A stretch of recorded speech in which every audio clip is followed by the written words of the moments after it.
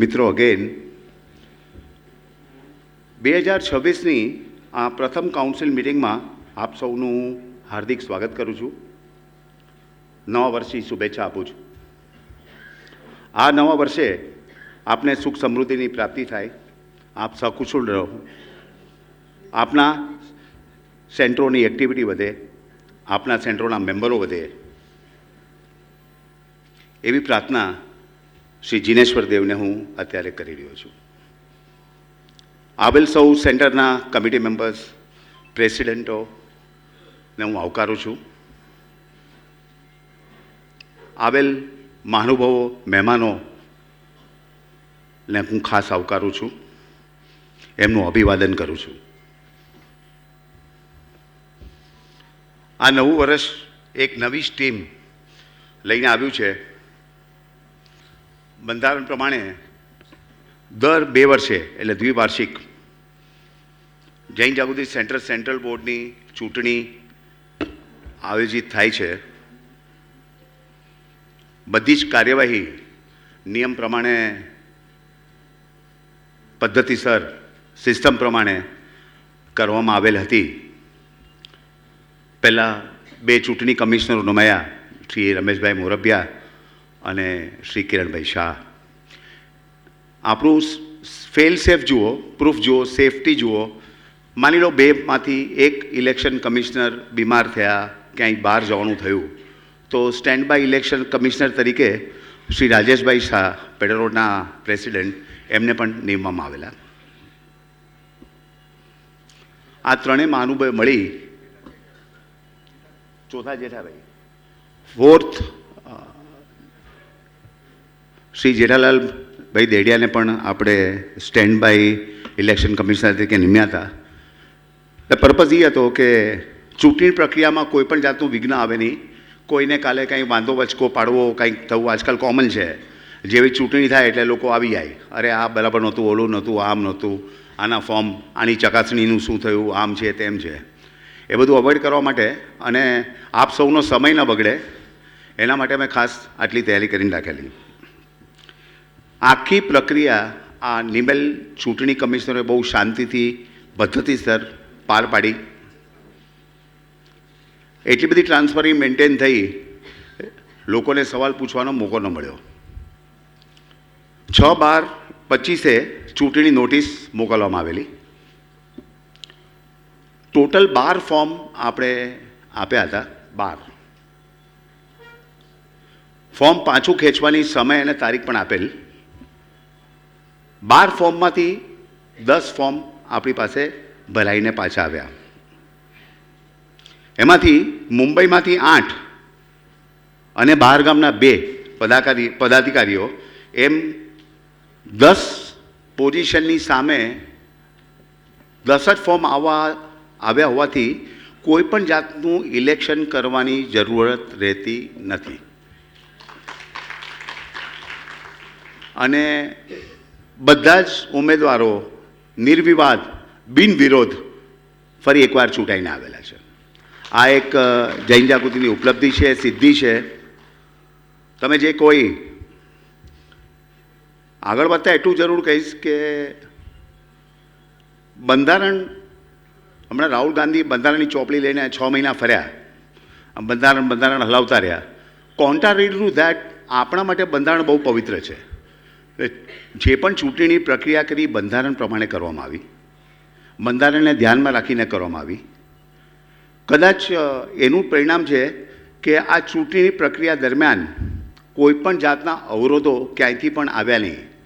કોઈને કંઈ વાંધો પડે, મેં હમણાં જ કહ્યું, કોઈ કે આ બરાબર નથી. જો તમે સિસ્ટમ ફોલો કરો તો nobody is going to come and challenge. અને સિસ્ટમ ફોલો કરવી તમારી ફરજ છે.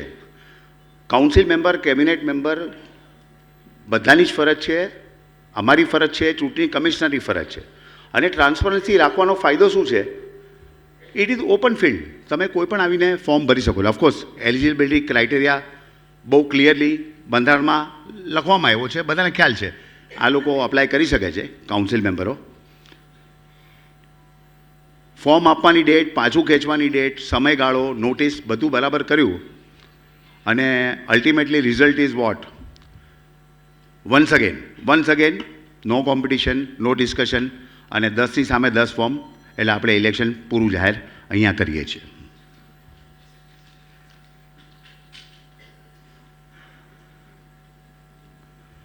આગળ વધીએ.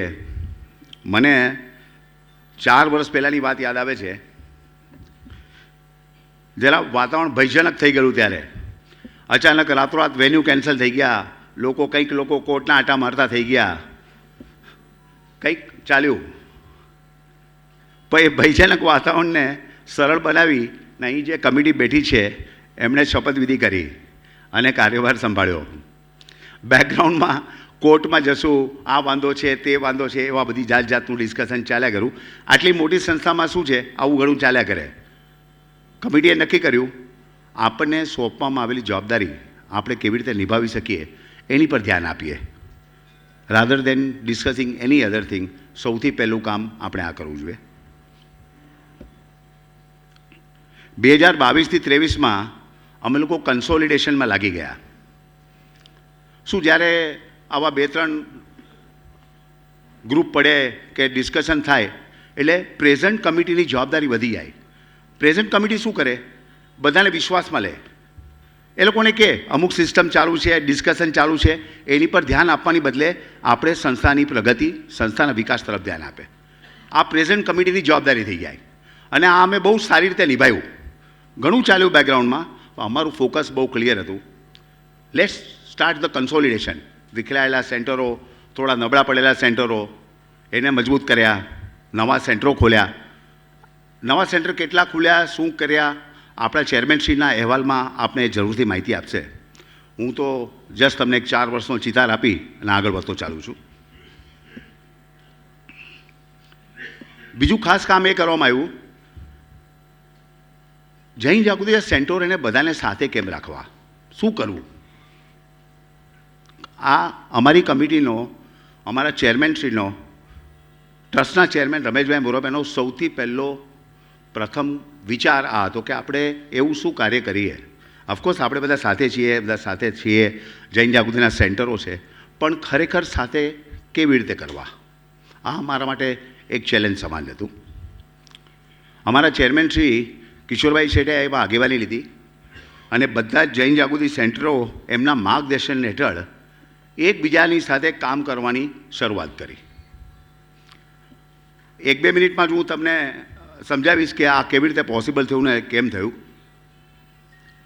આપણે ત્યાં કલ્ચર ચાલતું હતું પહેલાં, મારો માણસ તારો માણસ, હું કહું એમ થાય, હું કહું તો ન થાય, એ બધું પાછળ છોડવાનું હતું અને એક નવેસરથી નવી શરૂઆત કરવાની હતી. સૌથી પહેલાં 2023માં ઘણા પ્રોજેક્ટો થયા, પણ આ પ્રોજેક્ટ માટે હું 2 મિનિટ લઈશ તમારી. 2023માં કોસ્ટા સેરેના ક્રૂઝનું ઓલ ઇન્ડિયા જૈન જાગૃતિ સેન્ટરને ઇન્વોલ્વ કરી અને સૌથી મોટો પહેલો પ્રોજેક્ટ 2023માં અમે અનાઉન્સ કર્યો. મિત્રો, અહીં બેઠેલા લગભગ 80-90% લોકો આ ક્રૂઝમાં અમારી સાથે જોડાયા હતા. ભારતભરના સેન્ટરો, ભારતભરના દરેક સેન્ટરોએ આનો લાભ લીધો. બધા એકબીજાની નજીક આવ્યા. બધાને ખ્યાલ આવ્યો કે જૈન જાગૃતિ જે પ્લેટફોર્મ છે એની કિંમત શું છે. મિત્રો, ક્રૂઝ કંપનીને 6,25,00,000ની એવી ઓડ રકમ આપણે આખા જૈન જાગૃતિ સેન્ટરો તરફથી ચૂકવી. 6,25,00,000 ખાલી એક ક્રૂઝ કંપની માટે. એટલે અમારા એકીકરણના પ્રયાસનો આ પહેલો સ્ટેપ છે. બધા સેન્ટરો આવે, બધા સેન્ટરોની પ્રાઇસ સરખી. કોઈ સેન્ટર એમ ન કહી શકે મેં પહેલાં કરી, તમારી ટૂર પછી થઈ. આ વસ્તુમાંથી અમારે બહાર આવવું હતું. અત્યારે પણ આપણા ઘણા બધા સેન્ટરોમાં વાદ વિવાદ ચાલે, આ ડ્રામા મારે ત્યાં પહેલાં થયું, આ ડ્રામા અહીંયા થયું, અમે પ્રોગ્રામ પહેલાં કર્યો. મિત્રો, આજે પ્લેટફોર્મ પર આપણે ઊભા છે અને જે આપણી તાકાત છે એની સામે આ બધા પોઈન્ટો બહુ ગૌણ છે, અનઇમ્પોર્ટન્ટ છે. હવે તમારા મેમ્બર ને ચેમ્બુર સેન્ટરના મેમ્બર અલગ છે, જૂના મેમ્બર ને પાર્લાના અલગ છે. કોણ પહેલો પ્રોગ્રામ ક્યારે કરે, શું કરે, ઇટ હેઝ નો મિનિંગ. હા, તમારા પોતાનો ઈગોનો મિનિંગ હોય તો દેટ જૈન જાગૃતિની સાથે કાંઈ લેવા દેવા નથી. એટલે અમારી કમિટીએ શું સ્ટાર્ટ કર્યું, જોઈન્ટ પ્રોજેક્ટો. પહેલાં જોઈન્ટ પ્રોજેક્ટો કરીએ. આ તો મેં તમને એક એક્ઝામ્પલ આપ્યું, એની પછીના જોઈન્ટ પ્રોજેક્ટ શું છે ચેરમેન શ્રી એમના રિપોર્ટમાં કવર કરશે. ડબલ વાત ન થાય એટલે હું આગળ વધીશ. આમ કરતાં કરતાં બહારગામની ટૂરો બધા સેન્ટરો સાથે સાથે કરતા થઈ ગયા અને દરેક સેન્ટરોને, નાના મોટા કોઈ પણ સેન્ટરોને આ ટૂરનો લાભ મળતો થઈ ગયો. પહેલાં તમારે એક નાનું સેન્ટર હોય ને 5 સ્ટાર હોટલની ટૂર એરેન્જ કરવી હોય 100-200 રૂમનું કમિટમેન્ટ તો મુશ્કેલ પડતી, પણ હવે એવું નથી. અને જેવું એક સેન્ટર ડીલ કરીને આવે બાકીના સેન્ટરો જોઈન થાય છે અને દરેકને એનો લાભ મળતો થયો. આટલા વર્ષોમાં આવી ઘટનાઓ પહેલાં કાંઈ બની નથી. અમે જ્યારે શપથવિધિ કરી અને જવાબદારી સંભાળી ત્યારે અમારા મનમાં હતું કે ભાઈ ભેગા રાખો યાર, કાંઈ પણ કરો બધા ભેગા. એકતાની જે તાકાત છે એ તાકાત સામે બીજું બધું નકામું છે. હવે એક કેમ કરવા, શું રસ્તા કરવા, પ્રયોજનો કરવા, એમાં બધી પડોજણ ને અમારા પ્રયત્નો.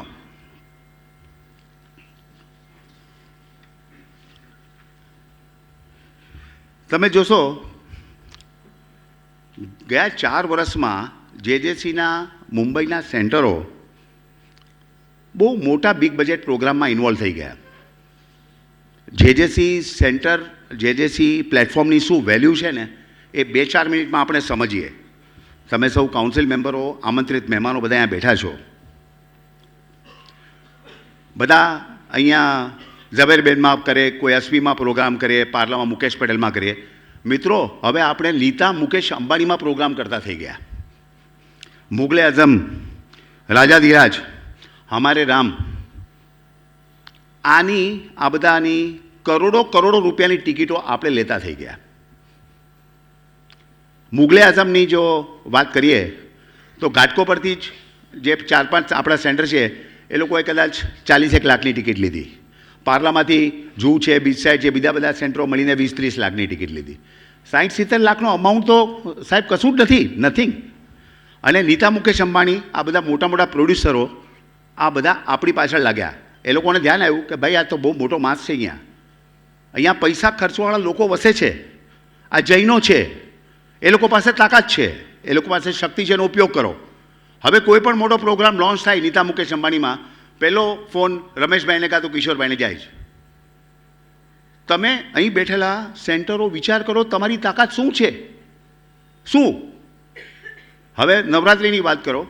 એક જમાનામાં ઘાટકોપરમાં રમેશભાઈ નોર્થ ઇસ્ટ બધા સેન્ટરો ભેગા મોટી નવરાત્રિ કરતા. હવે જીઓમાં આપણે નવરાત્રિના પાસ લાખો રૂપિયામાં ખરીદવા માંડ્યા. તમે 4-5 સેન્ટરનું પરચેસિંગ પાવર જોશો તો કદાચ મિતેશભાઈ 1 કરોડથી ઉપર ગયા શું આ વખતે આપણે? 2-4 દિવસની નવરાત્રિ આપણે જૈન જાગૃતિ સેન્ટર મળીને કરોડ રૂપિયા સુધીના પાસ ખરીદ્યા. હવે દરેક સેન્ટરે પોતાની અરેન્જમેન્ટ કરી. કોઈ કે મેમ્બર પાસથી 500 લીધા, કોઈ કે 400 લીધા, કોઈ કે મફતમાં આપ્યા, વોટ એવર. 1 કરોડના ફાલ્ગુની પાઠકના પાસ જો જૈન જાગૃતિના મુંબઈના સેન્ટરો ખરીદી શકતા હોય તો જો ઓલ ઇન્ડિયા લેવલ પર આપણે સેન્ટરોનો વિકાસ કરી ને આ બધા કાર્ય કરીએ તો આપણે ક્યાં જશું? જે આપણી બીજી સંસ્થા છે જેમાંથી આપણે શીખવાનું છે, જીતો છે, જીવો છે, એ ડાયરેક્શન પર જો આપણે કામ કરશું, આપણો જય પહેલો છે. બિકોઝ આપણી પાસે મેનપાવર છે, આપણી પાસે કમિટી મેમ્બરો છે, સેન્ટરો દુનિયાભરમાં ખૂણે ભારતમાં ફેલાયેલા છે, એનો આપણે ઉપયોગ કરવાનો છે. ફાલ્ગુની પાઠકના જીઓના 1 કરોડના જો પાસ આપણે લઈ શકતા હોય, એ 5-7-8 સેન્ટર આખું મુંબઈ ઇન્વોલ્વ થાય તો શું વાત?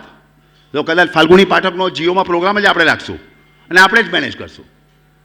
અને એવી પ્રપોઝલ છે આપણી પાસે કે ભાઈ તમે સારા સ્ટાર મેનેજ કરો. અમે એમને કહ્યું, મિત્રો અમે છે ને આખું વર્ષ પ્રોગ્રામ કરીએ છીએ, અમને આ મેનેજમેન્ટમાં કોઈ રસ નથી, તમે મેનેજ કરો, અમે પાસ તમારા લઈ લઈશું. 2 મિનિટ વિચાર કરો, તમારી તાકાત ક્યાં છે મિત્રો? વેર યુ આર, ક્યાં છો તમે? હવે એક સેન્ટર પેડર રોડની વાત કરું, એમણે મહાભારતનું ડ્રામા લાઈવ રાખ્યું. એમણે રાજેશભાઈ 10 લાખ રૂપિયા ચૂક્યા. આપણે રાજેશભાઈ ક્યાં છે? 10 લાખ રૂપિયા. 10 લાખ રૂપિયા એક પ્રોગ્રામના પેડર રોડ સેન્ટરે ચૂકવ્યા. કિશોરભાઈના સેન્ટરે હમારે રામની 30% ટિકિટ ખરીદી લીધી નીતા મુકેશ અંબાણીમાં. Look at our power. આપણે શું કરી રહ્યા છે? મારું કહેવાનું તાત્પર્ય શું છે, નાની નાની વસ્તુ અંદરના ઈગો પ્રોબ્લેમ્સ આ બધું બાજુ મૂકો અને એક થઈને આગળ વધો. દુનિયા આપણી પાસે છે, આપણી પાસે બાઇંગ પાવર, પરચેસિંગ પાવર છે. રોકડો, નો ક્રેડિટ, રોકડા પૈસા નથી, એને ફોલોઅપ કરવાનું નથી, એને ક્યાંય વેચવા જવાનું. આવું ક્યાં છે? નીટ ક્લીન કામકાજ જૈન જાગૃતિનું. આપણે સૌએ આ મુદ્દે વિચાર કરવાની જરૂર છે. ઘણા મુંબઈમાં નાના સેન્ટર એવા છે, સભ્ય સંખ્યા આમ તેમ થઈ રહી છે. મિત્રો, જોરથી કામ કરો. મુરુંન સેન્ટર પાસે 1600 સભ્યો છે, તમારી પાસે કેમ નથી? તમે એવું શું નથી કરતા જેથી સભ્ય સંખ્યા અટકે છે? તમને ગમે એવા પ્રોગ્રામ કરો છો કે તમારી સામે બેઠેલા જે તમારા સભ્યો છે એને ગમે એવા પ્રોગ્રામ કરો છો? આ મુદ્દો બહુ મહત્ત્વનો છે. મને હમણાં જ કોઈ કીધું ઉદય નાટક બહુ સારું આમ તેમ, એવું મને કંઈ ખબર નથી. સામે બેઠેલા માણસો એન્ટરટેન થાય, એ લોકો 2 કલાક ટાઈમ કાઢીને આવે છે જૈન જાગૃતિના પ્લેટફોર્મ પર, એમનો ટાઈમ વેસ્ટ ન થાય અને મોજ મજા કરે, સારા માણસોને મળે, એ નાટક સાચું, એ પ્રોગ્રામ હિટ. બાકી કોઈ પણ પ્રોગ્રામ નો હિટ, નો સક્સેસ, નથિંગ. જે દિવસે સેન્ટરો સામે બેઠેલા માણસોની, મેમ્બરોની વિચાર કરતા થઈ જશે, મિત્રો, તમારે સભ્ય સંખ્યા માટે ક્યાંય જવું નહીં પડે. કેમ? તમે જે પબ્લિકને જોઈએ આપો છો. અહીંયા હું ઘણીવાર જોઉં છું, બધા પોતપોતાની રીતે પોતપોતાના પ્રોગ્રામો ચલાવતા છે. પબ્લિકને શું ગમે છે, પબ્લિકને શું જોઈએ છે? જરૂરી નથી કે લાખો રૂપિયાના પ્રોગ્રામો જોવે કે કરોડો રૂપિયાના પ્રોગ્રામ આપો. પબ્લિકને ગમે એવા પ્રોગ્રામ આપો.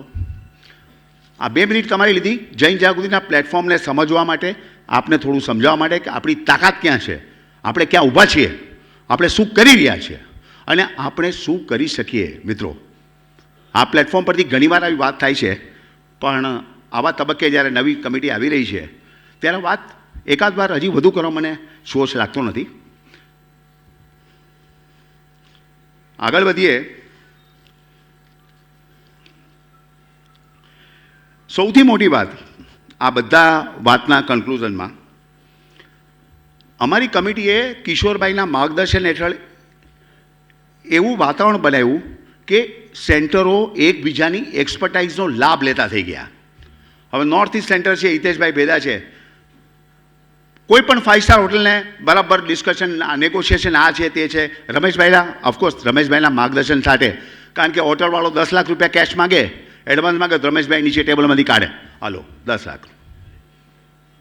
ઓકે, હવે એમને એક ટૂર નક્કી કરી લીધી. આ એમની એક્સપર્ટાઇઝ છે જે બીજા સેન્ટરો વાપરી રહ્યા છે, જે પહેલાં કદી પોસિબલ નહોતું. પહેલાં બધા છાતી કાઢતા, મારી જ સેન્ટરે ઉદયપુરની ટૂર કાઢી છે. અરે ભાઈ, આપણા સેન્ટરો ઉદયપુરની ટૂર ક્યારે કાઢશે? આ સવાલ કેમ નથી આવતો આપણો? સો આ એક મોટો જોબ અમે કર્યો, મોટો જોબ. એકબીજાની એક્સપર્ટાઇઝ યુઝ કરો, એકબીજાની કોમ્પિટિશન નહીં કરો. See, competition is way of life. ઘાટકોપરમાં 5 સેન્ટરો એટલે કોમ્પિટિશન હોય જ, એની ચિંતા નથી, એની પરવા નથી. પણ જો એકબીજાની એક્સપર્ટાઇઝ યુઝ કરશું, હવે ચંદુભાઈના સેન્ટરની એક્સપર્ટાઇઝ છે, ડોનેશન ભેગું કરો. આપણે એ કરીએ, એમને વિશ્વાસમાં લઈએ કે ભાઈ તમે, આપણે કેમ વધારે વધારે ડોનર આપણી પાસે ના આવી શકે, કેમ આપણા પ્રોજેક્ટમાં વધારે પૈસા ના આવી શકે. એકબીજાની એક્સપર્ટાઇઝ યુઝ કરવી એટલે ઈગોને બાજુમાં રાખવાનો, તારું મારું કરવાનું નહીં, મેં પહેલાં કર્યું તે પછી કર્યું એ ભૂલી જવાનું. અત્યાર સુધી મિત્રો આ થતું નહોતું. આ અહીં બેઠેલી કમિટી આ કરીને બતાવ્યું છે. એના સાક્ષી ઘણા સેન્ટરો છે, ઘણા સેન્ટરો ઘણી બધી ટૂરમાં અમારી સાથે જોઈન થયા છે. સો આઈ એમ શ્યોર તમે બધા મારીથી એગ્રી થશો.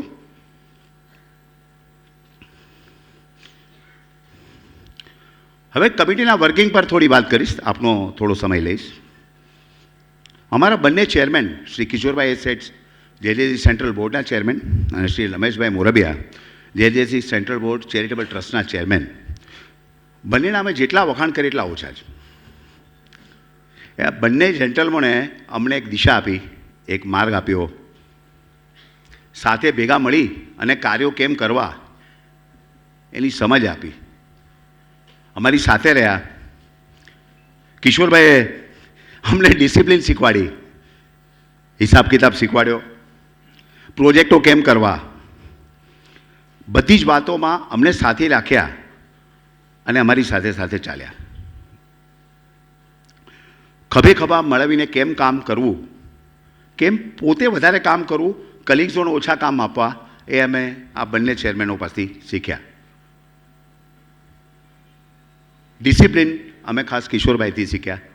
સિસ્ટમમાં કેમ કામ કરવું એ કિશોરભાઈથી શીખ્યા. કિશોરભાઈ અને રમેશભાઈએ નાના નાના સેન્ટરના વિકાસ તો કર્યો જ. બંને નામ સાથે બોલું છું કારણ કે જ્યાં કિશોરભાઈ વિઝિટ કરે ત્યાં રમેશભાઈ હોય ને હોય જ. જ્યાં પણ જાય, ગુજરાતમાં જાય, ક્યાંય પણ મુંબઈમાં જાય, મુંબઈમાં બહાર જાય, તો એ સાથે ને સાથે રહ્યા અને એમની ક્રેડિટ એમને આપી ઘટે છે. કદાચ બાકીની કમિટી એમને એટલો સાથ ન આપી શકી બહારગામ જવા માટે, ફ્લાઇટોમાં ઉડવા માટે, ટ્રેનોમાં જવા માટે, પણ આ બંને જેન્ટલમેને આ કામ કર્યું અને એકબીજાના પૂરક બનીને રહ્યા.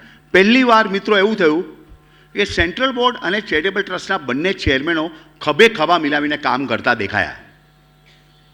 એમાં સેન્ટરોનો વિકાસ હોય, કમિટીના ઇસ્યુઝ હોય, કાંઈ પણ હોય. ફરીને I am coming back to this point. આ પોઈન્ટ જે બહુ અગત્યનો છે આવતી કમિટી માટે, આપ સૌના માટે, આપણા બધા માટે. કેમ સાથે કામ નથી કરી શકતા? એવું શું નડે છે આપણને? કેમ ઈગો વચ્ચે આવે છે? આવું કરશું તો જેજેસીનો પ્રોગ્રેસ ક્યારે થશે મિત્રો?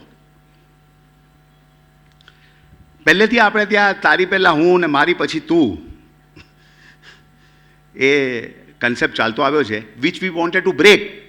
તોડવો તો એ કન્સેપ્ટને, અને મહદઅંશે ઘણી રીતે અમને એવું લાગે છે કે અમે એમાં સફળ છીએ. શ્રી રમેશભાઈએ કિશોરભાઈની સાથે રહીને ગુજરાતના સેન્ટરો વિકસાવવાની જવાબદારી એમણે સંભાળી. ઘણા સારા પ્રોજેક્ટ એમણે ગુજરાતના સેન્ટરો પાસે કરાવ્યા, બધી રીતે સપોર્ટ આપ્યો, બધી રીતે હેલ્પ કરી, વિઝિટો કરી. નાવ મારે અમારા પ્રેઝન્ટ ચેરમેન શ્રી કિશોરભાઈ શેઠની કાર્યપદ્ધતિ વિશે થોડી વાત કરવી છે. એમણે સિસ્ટમની બહાર કોઈ કામ કર્યું નહીં અને કરવા દીધું નહીં. એમણે જે rigorously point to point system follow કરી, એનીથી ઉત્પન્ન થતા વાદ વિવાદો ઝીરો થઈ ગયા. કારણ કે તમે સિસ્ટમ ફોલો કરો એટલે પતી ગયું. પછી કમિટી મિટિંગ્સ હોય, વિઝિટ્સ હોય, ઇલેક્શન હોય, કાંઈ પણ હોય. See this is very important, very important. હવે તમે તમારું મનનું કરો એટલે 4 જગ્યાએથી વિરોધ આવે, કોઈને આમ લાગે, કોઈને તેમ. નો, સિસ્ટમ. આ સૌથી મોટો કિશોરભાઈનો પોઈન્ટ. સિસ્ટમની બહાર ગયા નહીં, કોઈને જવા દીધા નહીં, અને બધાને શીખવાડ્યું કે સીધી લીટીમાં કેમ કામ કરવું. મોટા હોદ્દા પર રહ્યા એટલે એમને ઘણીવાર હાર્ડ સ્ટેન્ડ લેવું પડે, જે એમની ફરજ છે અને જૈન જાગૃતિની જરૂરિયાત છે મિત્રો. એમને બોલવાનું થયું, 2-5 સેન્ટરોને કદાચ આમ તેમ પણ લાગ્યું, પણ એ બધું એમણે કર્યું જેજેસીના ઉત્થાન માટે, જેજેસીના ભલા માટે. આવનારી કમિટીને એક ગાઈડન્સ મળી રહે કે ભાઈ આમ જ કામ કરવાનું છે અને આ રીતે જવાનું છે, તો 90% પ્રોબ્લેમ સોલ્વ થઈ જાય. રહી વાત પ્રોગ્રેસની, ઓફકોર્સ આવનારી કમિટી બની શકે એટલો વધારે પ્રોગ્રેસ કરી શકે, પણ સિસ્ટમમાં રહીને, સિસ્ટમને જાળવીને, લોકોને સાથે રાખીને. આ બહુ ઇમ્પોર્ટન્ટ છે. કિશોરભાઈએ, મેં તો પ્રત્યક્ષ અનુભવ્યું છે, ગુજરાતના કેટલા નાના સેન્ટરોને ગાઈડન્સ આપ્યું, કલાકો ફોન પર બગાડ્યા, લેડીઝ વિંગોમાં પ્રોબ્લેમ સોલ્વ કર્યા, બીજા બધા કમિટીના નાના પ્રોબ્લેમ લોકો એની પાસે લઈને જતા. હવે હું સેક્રેટરી જનરલ હતો, પણ મારો ફોન કોઈ દિવસ લાગે નહીં, હું ઇન્ડિયાની બહાર હોઉં, ક્યાં હોઉં, મારું આટલું કમિટમેન્ટ નહોતું. એમણે એકલે હાથે, ઓફકોર્સ રમેશભાઈ એમની સાથે આ બધી વસ્તુમાં ખરા, એકલે હાથે એમને દરેકને જવાબ આપ્યા છે. ઘણા લોકો કે કિશોરભાઈ ફોન ઉપાડતા નથી. અરે ભાઈ, કિશોરભાઈ ધંધો બી કરે છે, કામ પણ કરે છે, તમારો ફોન ઉપાડશે, તમને જવાબ આપશે, અને એમને જવાબ મળ્યો. કંઈક સેન્ટરોના પ્રોબ્લેમ એમણે સોલ્વ કર્યા બહુ ધીરજથી. કદાચ તમે ને હું જો એમની જગ્યા હોત ને તો આટલી ધીરજ ન રહેતે. આ એક વસ્તુ આપણે સૌએ સમજવા જેવી છે. એન નંબર તો ફોન એમને આવે, આમ થઈ ગયું. ઘણીવાર તો અમને એટલો બધો ચક્કર આવે કે ગુજરાતનું કોઈ નાનું સેન્ટર જેવા મેમ્બર સંખ્યા 150-200 હોય, એના પ્રોબ્લેમ પાછા 150-200 હોય. એટલે પાછા એને સાથે તો રાખવાના જ છે. એને એવું નથી કહેવાનું ચલો અમે વાત નહીં કરીએ, ચલો અમે જવાબ નહીં આપે, નહીં. સો આ વસ્તુ કિશોરભાઈની અમને આજે પ્રેરિત કરી રહી છે. ભાઈ, તમારે આટલો ટાઈમ આપવાનો છે, તમારે આટલી ધીરજ રાખવાની છે, ત્યારે બધા કાર્યો થશે, ત્યારે બધું આગળ જશે.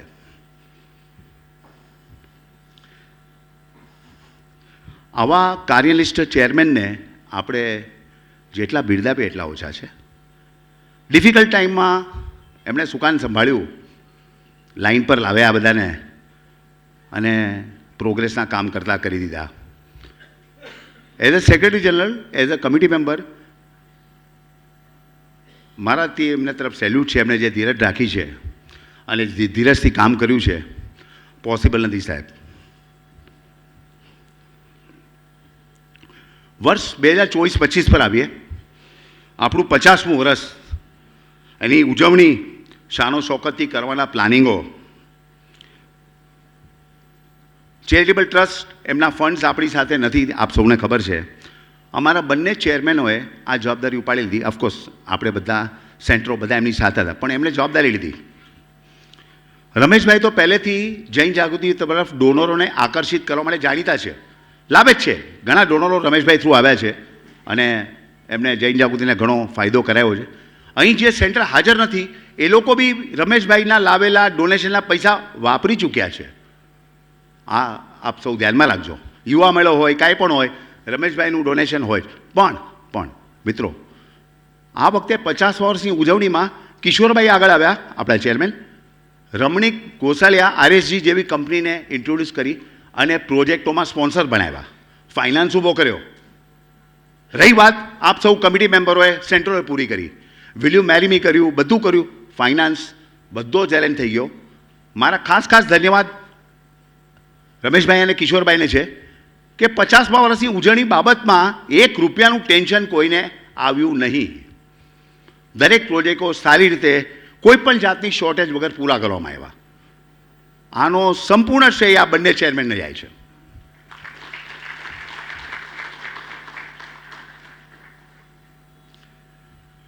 શ્રી કિશોરભાઈની વરવી કાર્યશૈલીથી અમને બધાને ઘણો લાભ થયો. હવે સ્કૂલનો પ્રિન્સિપાલ જરા ચીડાય કે ખીજાય તો આપણે સમજવાની જરૂર છે કે વાંક આપણો છે કે એમનો. જો એટલી સમજ આપણને આવી જાય મિત્રો, બીજી કોઈ વસ્તુની જરૂર જ નથી. આ વસ્તુ એટલી બધી ઇમ્પોર્ટન્ટ છે આપણા માટે. કોઈ એક વ્યક્તિ, સિનિયર વ્યક્તિ તમને આઉટ ઓફ ધ લાઇન ખોટું કામ કરતા રોકવાની તાકાત ધરાવે છે. નહીં તો એકબીજાની શરમમાં બધા બેસી રહે, હું નહીં કહું, આ કે કહેવાય. એની બધે સ્પષ્ટ વક્તા ચેરમેન કે ભાઈ ઉદય, આ કામ થશે, આ કામ નહીં થાય, આ જૈન જાગૃતિ માટે સારું છે, આ નથી, મેટર ઓવર. લીડરો ઓલવેઝ સ્પષ્ટ વક્તા જ હોવા જોઈએ, ગમે એટલા કડવા લાગે, ગમે એ લાગે. જો એ નહીં રહે તો સંસ્થાનું ભવિષ્ય નથી મિત્રો. લીડરો લોલમ પોલમ ચડાવ્યા કર્યા, જવા દો યાર, મારા સેન્ટરનો માણસ છે, બાજુવાળા જેને ખરાબ લાગશે તો સંસ્થા પતી ગઈ સાહેબ. આ વસ્તુ નોટ કરવા યોગ્ય છે.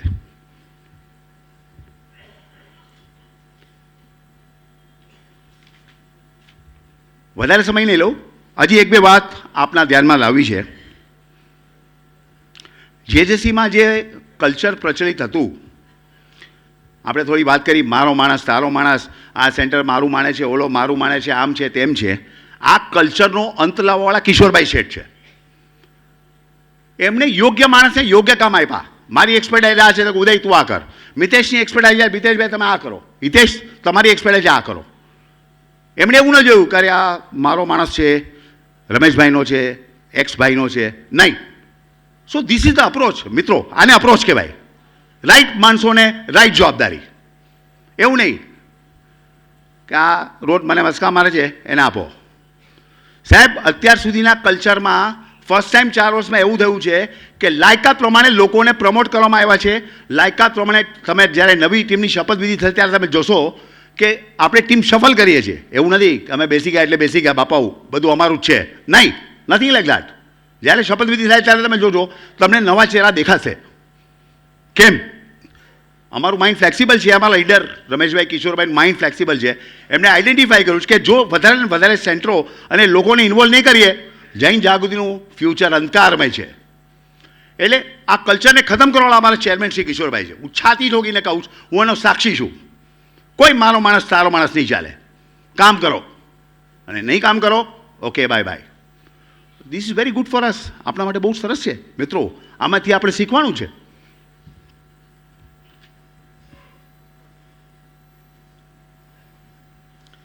$50 વર્ષનું સીમાચિહ્ન કહેવાય એવો પ્રોગ્રામ એમની લીડરશિપમાં અમે વેરિયસ પ્રોજેક્ટ કર્યા અને જે સક્સેસ અમને પ્રાપ્ત થઈ છે. સક્સેસ કરતાં એક એક સેન્ટરની જે ઇન્વોલ્વમેન્ટ એમાં આવી છે એ અમને આનંદથી પ્રેરિત કરે છે કે યાર કંઈ સારું કામ કર્યું, કંઈક આપણે કર્યું, જૈન જાગૃતિને એક પ્લેટફોર્મ પર લાવ્યા, કંઈક કર્યું આપણે. આગળ વધતા મારું વ્યક્તિત્વ સમાપ્ત થવાની અણી પર છે. મારા બીજા કલીગ્સનો ઉલ્લેખ કર્યા વગર હું આ માઇક છોડી શકું એમ નથી. શ્રી મિતેશભાઈ, શ્રી હિતેશભાઈ આ બધા જ કાર્યોમાં સાથ આપ્યો, પ્રોજેક્ટનો એક્ઝિક્યુટ કરવામાં સાથ આપ્યો, ઘણો મોટો ભાગ ભજવ્યો. શ્રી મિતેશભાઈએ અવનવી ટેકનોલોજીથી ભગીરથ કામો સરળ બનાવ્યા. અવનવી ટેકનોલોજીનો મિતેશભાઈ યુઝ કર્યો.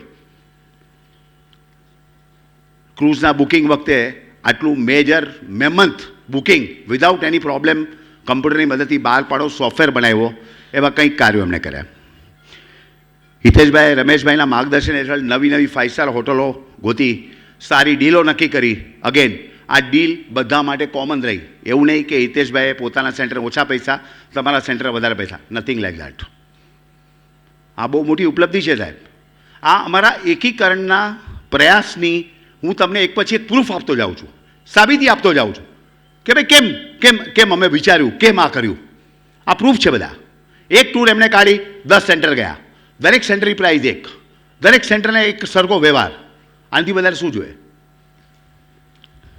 શ્રી જિજ્ઞેશભાઈ, મિલનભાઈએ આ બધા કાર્યોમાં અમારી સાથે રહ્યા અને કાર્યો સફળ બનાવ્યા. દીપકભાઈ લાપસિયા એડિટરની ભૂમિકા ભજવી. જૈન જે જાગૃતિ સંદેશને નવું રૂપ આપવા માટે એમને મહેનત કરી. એમને કિશોરભાઈનું એ બાબતમાં સતત માર્ગદર્શન મળતું રહ્યું. આ બધામાં મારો પોતાનો નમ્ર પ્રયત્ન રહ્યો કે મારા કલીગ્સ, મારા મિત્રો અને મારા સિનિયરોની સાથે હું કદમ કદમ મેળવીને ચાલું અને હું કાંઈ જેજેસી માટે કરી શકું. Towards conclusion of my speech, નવા ચેરમેન આવી રહ્યા છે. નવા ચેરમેન આવી રહ્યા છે નવી ટીમ સાથે. એમનો સૌમ્ય સ્વભાવ, એમની સરળ કાર્યશૈલી, એમનો હમ્બલ અપ્રોચ, એમનું ફેમિલી બેકગ્રાઉન્ડ, આ બધું જ જૈન જાગૃતિ માટે બહુ જ પોઝિટિવ છે, બહુ જ પોઝિટિવ છે. હવે આ નવા ચેરમેનનો આપણે કેમ લાભ લેવો, શું કરવું, એ આપણા બધા પર છે. મને ખાતરી છે કે નવા ચેરમેન આવશે અને એન્ડમાં જ્યારે એમનું વ્યક્તિત્વ આવશે ત્યારે જૈન જાગૃતિનો આગળનો માર્ગ પ્રશસ્ત કરશે કે ભાઈ હવે જૈન જાગૃતિ ક્યાં જવા માગે, શું કરવા માગે, શું કરશું. So will wait for that speech. આ સાથે જ આપ સૌનો મેં ઘણો ટાઈમ લીધો. આપ સૌએ બહુ શાંતિ રાખીને મને સાંભળ્યો, એ બદલ હું નતમસ્તક છું, આપનો આભારી છું. હવે 2 મિનિટ લઈને આગળની રૂપરેખા ક્લિયર કરી દઉં અને ત્યાં સુધી આપણા પ્રેઝન્ટ ચેરમેન શ્રી કિશોરભાઈ શેઠને હું આમંત્રિત કરીશ કે તેઓ સ્ટેજ પર આવે. 4 વર્ષનું એમના મનમાં શું છે, શું કરવાનું છે, હવે શું કરશું એનો ચિતાર આપે. મને પૂરી ખાતરી છે તેઓ રિટાયર નથી થયા, તેઓ આપણી સાથે જ છે અને હંમેશા આપણી સાથે રહેશે. આગળની થોડીક રૂપરેખા આપી દઉં. જેવું કિશોરભાઈનું વ્યક્તિત્વ પૂરું થશે એટલે આપણા ચૂંટણી કમિશન અને ચેરિટેબલ ટ્રસ્ટના ચેરમેન શ્રી રમેશભાઈ મોરબિયા સ્ટેજ પર પધારી અને આવનારી નવી કમિટીની શપથવિધિની આપણે શરૂઆત કરશું.